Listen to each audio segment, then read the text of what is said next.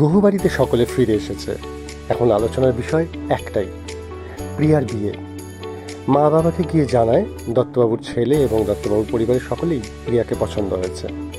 AV ঢুকে জিজ্ঞেস করে, দাঁড়াও, আলোচনা হবে পরে, আগে প্রিয়াকে জিজ্ঞেস করো প্রিয়ার কি পছন্দ হয়েছে, প্রিয়া কি এই বিয়েতে রাজি। কর্তাদাদু একটু রেগে যায়। কর্তাদাদু বলে এই পালের গোদাই সমস্ত কিছু প্রবলেম করবে।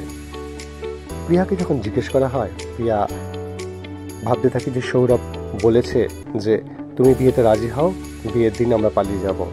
সেটা চিন্তা করে বলে যে হ্যাঁ, আমি এই বিয়েতে রাজি। কিন্তু কথা ওর দিকে তাকিয়ে থাকে এবং কথা ভাবতে থাকে প্রিয়া কি সত্যিই বিয়েতে রাজি, না ওর নতুন কিছু প্ল্যান করছে। এই নিয়ে কথা ভাবতে থাকে। সেই সময় এভি ওকে এসে বলে, তোর চিন্তার কোনো শেষ নেই, সবাই আনন্দ করছে, তুই চিন্তা করছিস। তারপর দেখা যায় কথার ঘরে কথা সমস্ত কিছু গোছাচ্ছে, বাক্স টাক্স। অভি ফোনটা পায় না, সেই ফোন খুঁজতে গিয়ে দুজনে একটুখানি কাছাকাছি আসে।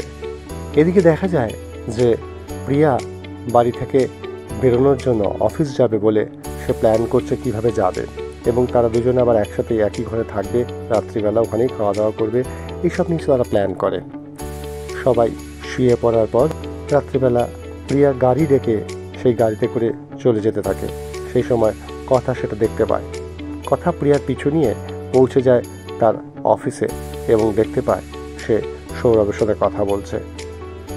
আগামী পর্বে কী হবে তা জানতে একটু অপেক্ষা করো।